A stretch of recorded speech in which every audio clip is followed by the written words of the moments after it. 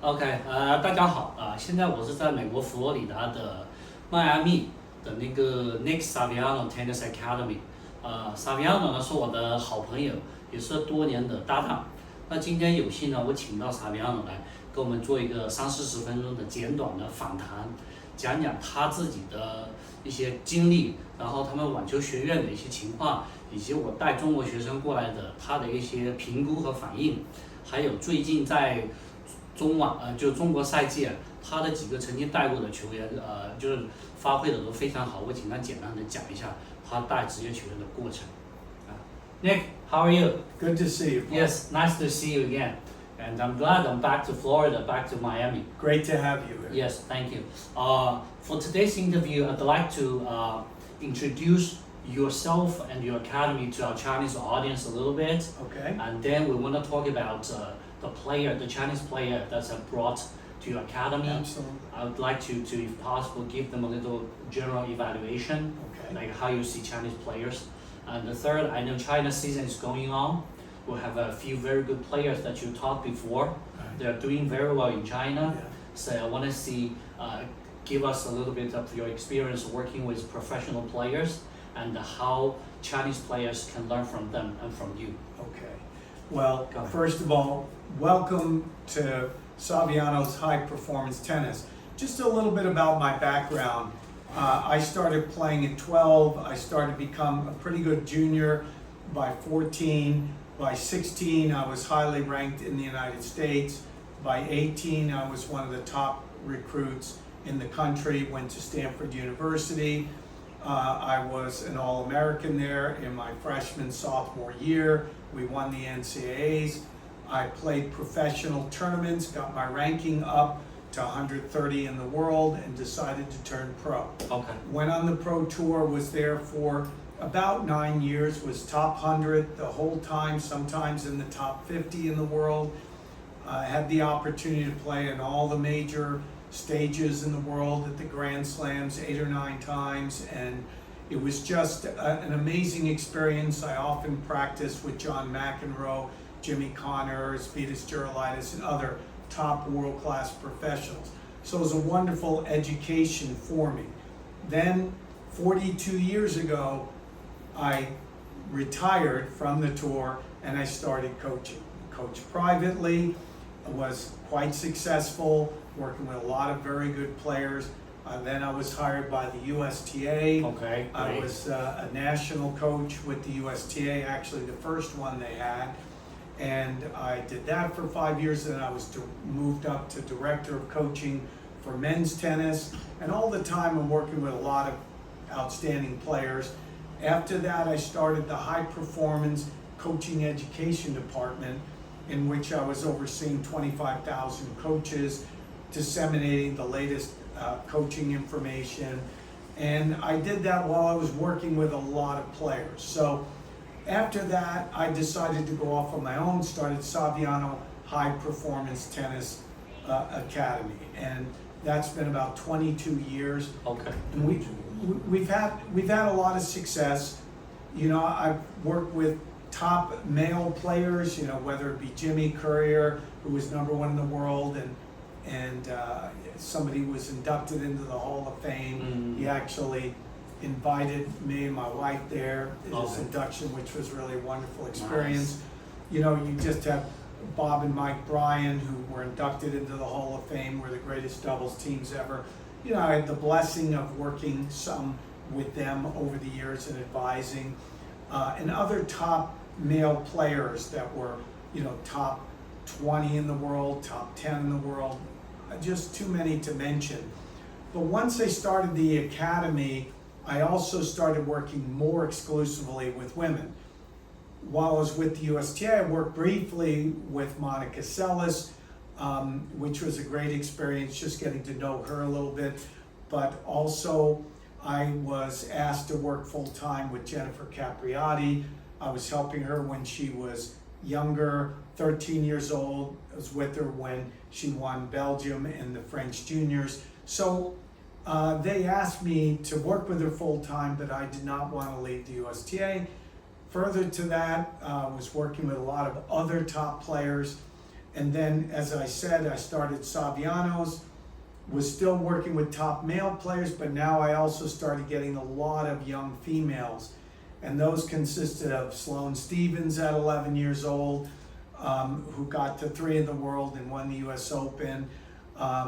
Jeannie Bouchard, who was a Wimbledon finalist, semifinalist in Australian and the French, and she got up to 5 in the world, and she came at 12. There was another girl, Laura Robson, who won Junior Wimbledon at 14 years old and got up to 35 in the world before, unfortunately, she got hurt. And a lot of players, Monica Puig, who won the gold medal in the Olympics. Yeah, so, you know, over the years, a lot of those players, and then more recently, I was fortunate to work with Coco Gauff for a couple of years. Got a picture right there of her training with us in July. She's in China right now. Yeah, and she's in China right now, in July 2019. And another young gal, Amanda Anisimova, who I started helping with her father, very similar to with Coco. The father was the primary coach, but then I got more and more involved over the years, and I'm still in very close contact with her and the team, and you know, we'll always be close as I am with all of these players I mentioned, and that's one of the real joys of the academy, because the fact that, say, Sloane, who I started working with at 11, she was coming out here at 29 years old. Jeannie was contacting me at 28, 29 years old. And so throughout their careers, they respected the relationship where we've stayed close. So that's kind of dovetails into what we do here at Saviano's. Every individual is important, everyone. Everyone has different dreams, Paul, as you know. Yes. Most of the players at the academy will not play professional tennis. No. They want to go to a wonderful university. Yes. People want them to grow as a person. They want them to grow as a player. And that is what Saviano's all about. It's very personalized. We base everything on what is best for the individual. We work with parents, we work sometimes with their personal coach at home, and we do everything we can for them to achieve their dreams, so when they look back at Saviano's, they say, it was great for my tennis, and it was also great in my life, a wonderful experience for us to grow and improve. Yes. So essentially, that's what Saviano's has been about. And I'll tell you, you know, with Paul here, he has brought over some really wonderful, wonderful people from China. Hardworking, very bright, education-oriented, and we have really tried to honor that commitment.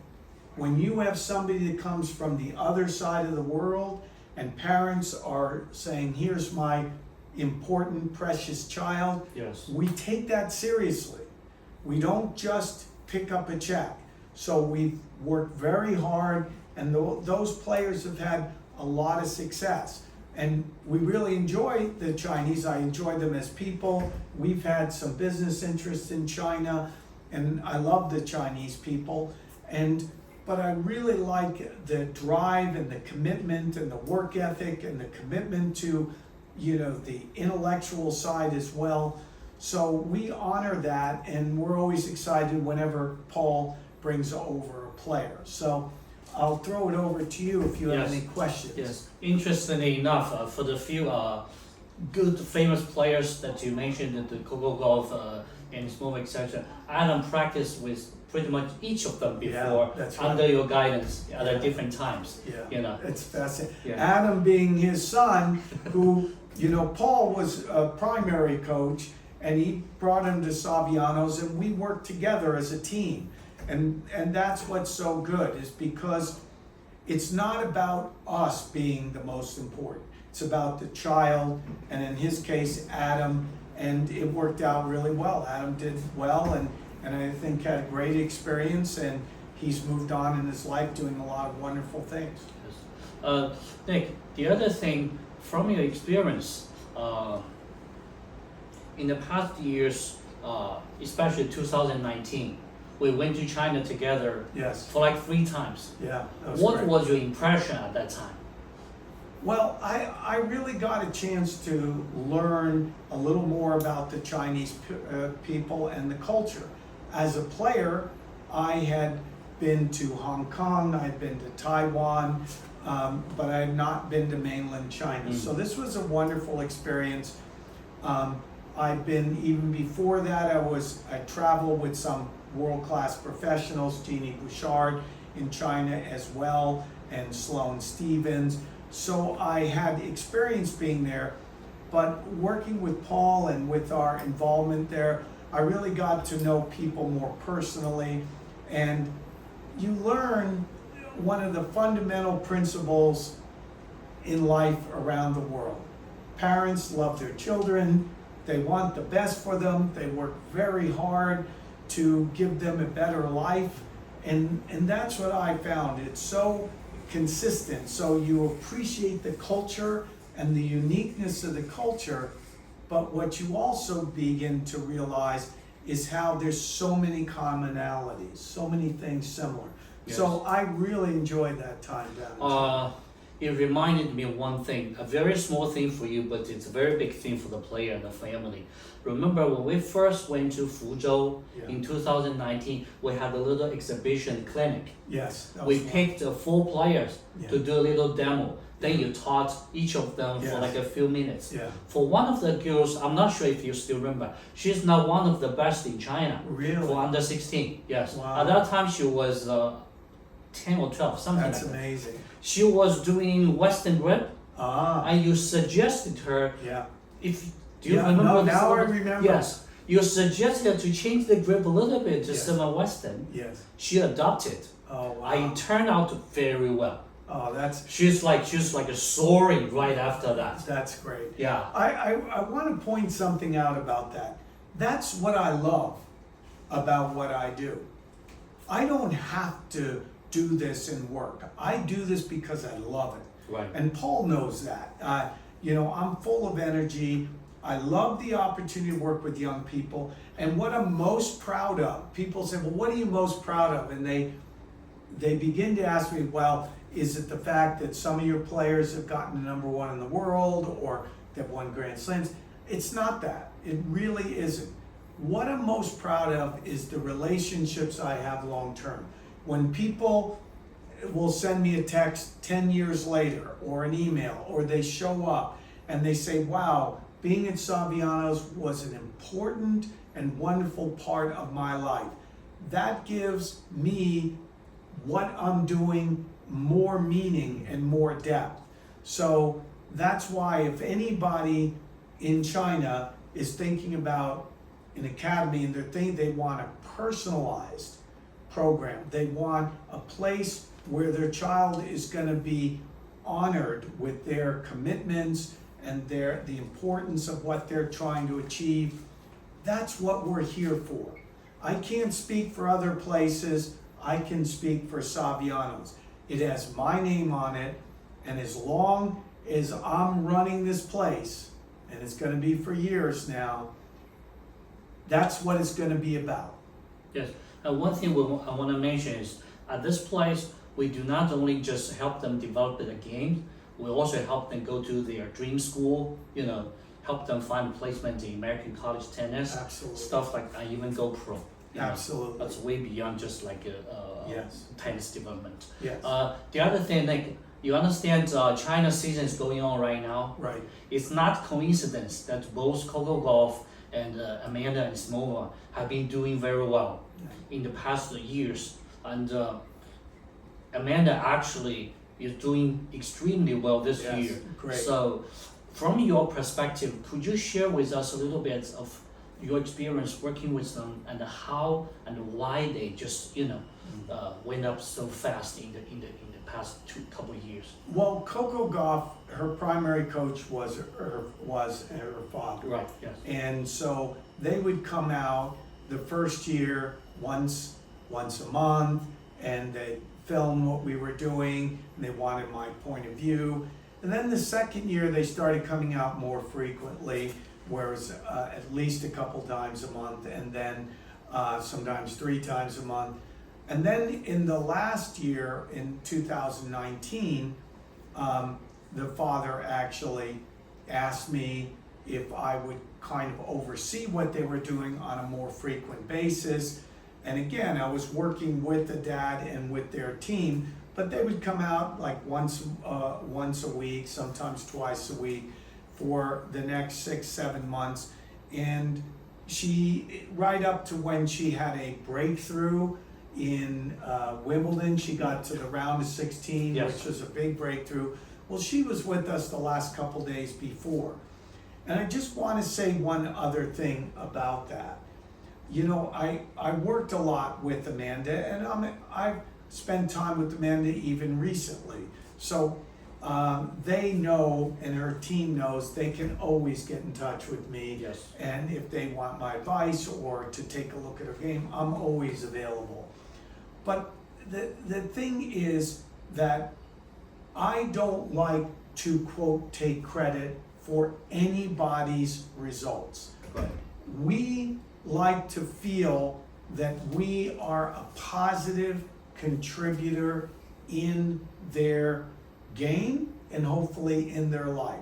So when I say I work with Coco Gauff, I wasn't the primary coach, Right. but I like to think that maybe they thought that I was very helpful in her game, Yes. and in her tennis journey. Same thing with Amanda. I work with Amanda a lot from 11 years old all the way up to 20, 21 years old. But there are other people involved. So I just say I was hopefully a positive contributor, and the fact that I still have a close relationship with her kind of infers that. So that's what we're looking for, not to take credit, not to say, look at us, but more to cultivate and develop relationships. Yes. Among all these good players, what kind of commonality do you see from those good players that junior players can learn from them? What do they have in common that make them stand out? Well, a lot from their parents, they have courage. They have courage to try, to dare to be great. Okay. To go for what their dreams are. And when you do that, you have some vulnerability. Right. Yes. But that's okay if you do it the right way. No one's saying vulnerability where you get hurt, but vulnerability where you're taking a chance. You're seeing if you can be great, because that requires a lot of work. That is there in almost every single one who becomes exceptional, top world class. Yes. And with that, they have hard work, and they get somebody who is really good at a young age to help them establish fundamentals. They also learn the principle, this is really important, that their development is about constant improvement. What in English is incremental improvement.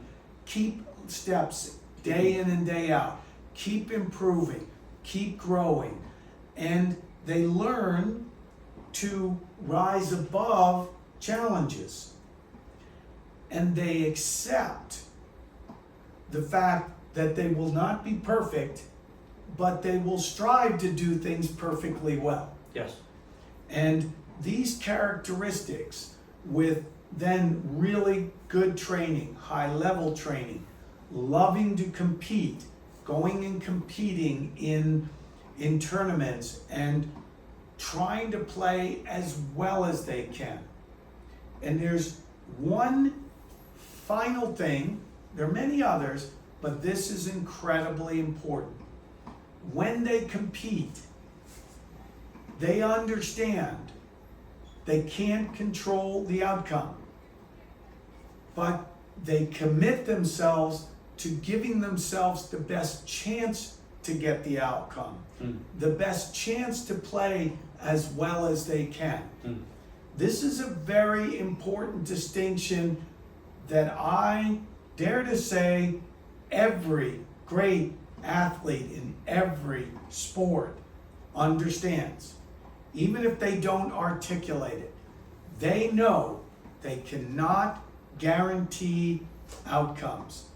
They then focus in on everything they can control, and they work super hard to always give themselves the best chance to be victorious and the best chance to be as good as they can, knowing that nobody can stop them from doing this.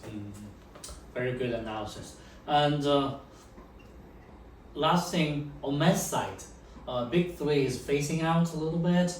You know, Sinner and Alcaraz are coming up big. What's your take on that? The Big Three is basically gone. So Djokovic is still there, and he may get to a semi, but I doubt very much he's going to win any more Grand Slams. I said that 6 months ago. So you have Alcaraz and you have Sinner, obviously right at the top. They're the best. But you'll look for other people are going to start coming up. And so people like Zverev, in my opinion, has almost missed his window. Right. I don't think he's going to get a Grand Slam. Very good player, works hard, a lot of respect. However, not sure it's going to work for him. Other players like Rune might come up. There's Fonseca from Brazil, yeah. Very good player. And I'd love to see some top Chinese coming up because such a wonderful market for tennis.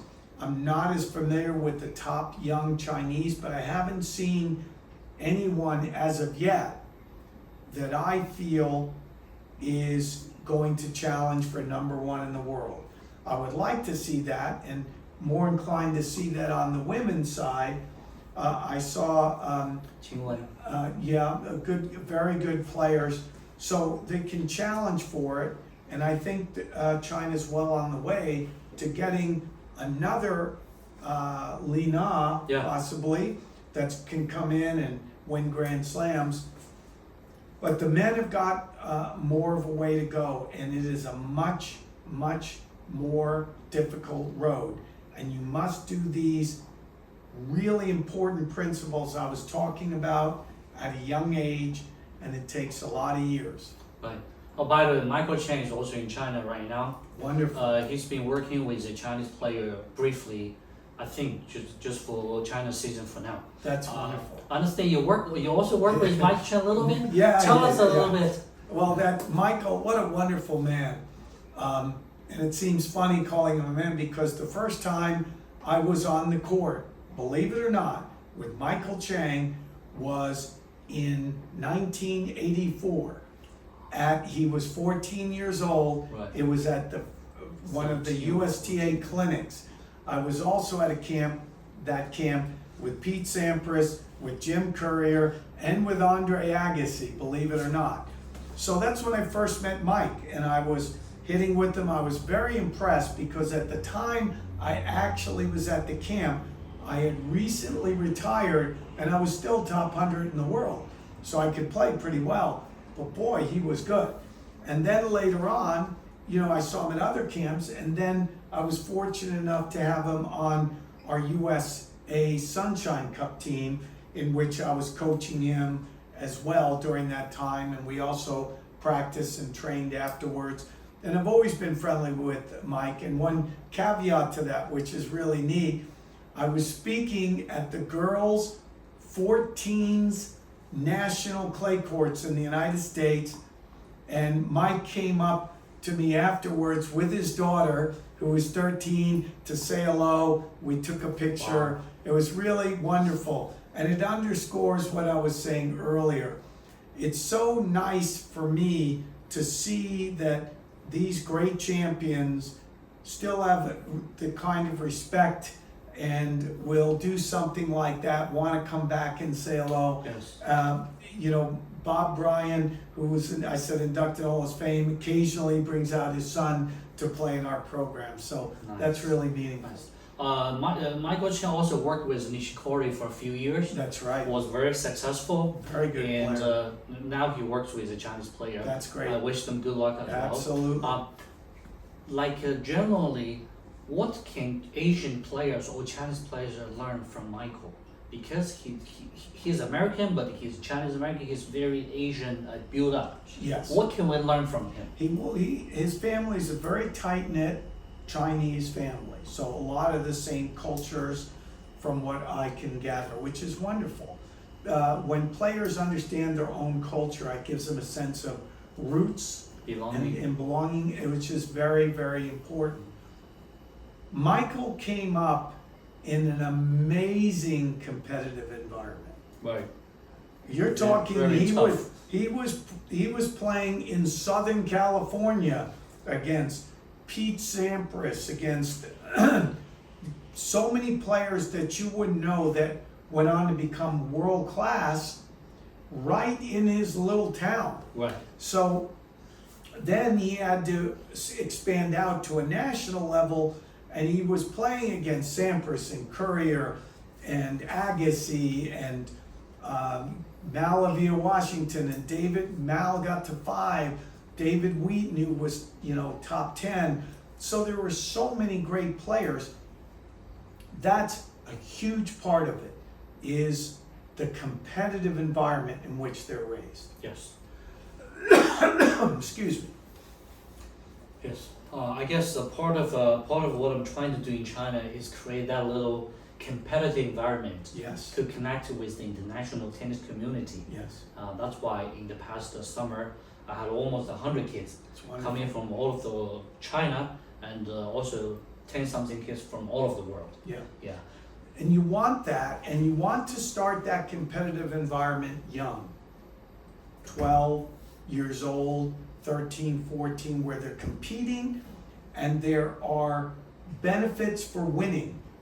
So they learn how to compete, to problem solve, and they learn how to push themselves in a competitive environment. That's also one of the main reasons so many good players, junior players coming to Florida, South Florida, from all of the world. Absolutely. They're here to train and also to compete. We have UTR open like on weekly basis. Yes, absolutely. You cannot find this kind of thing anywhere in the world. And that's one of the great things, Also because the weather. the weather's great. Yeah, you'll have some rain, but the rain doesn't usually last a long time. Right. You also have heat, so players are well prepared when they go to anywhere in the world. Yeah. And you literally can play a tournament 52 weeks a year if you wanted Yes. to. I wouldn't Yes. advise it, but 52 weeks a year, there are competitive events, and that it makes it so it's not so expensive. Great competition. People can train during the week. On the weekend, they go to compete. You've got clay courts. You've got hard courts. So it's an environment that is second to none. Yes, yes. Okay. I think that's about it. Okay. We will continue to work together. I'm excited. I will keep sending more players to here. We're excited And I to. look forward to your visit to China again in the near future. Alrighty, look forward to that. Thank you, Great to Nick. see you. Thanks. Pleasure. Bye, guys.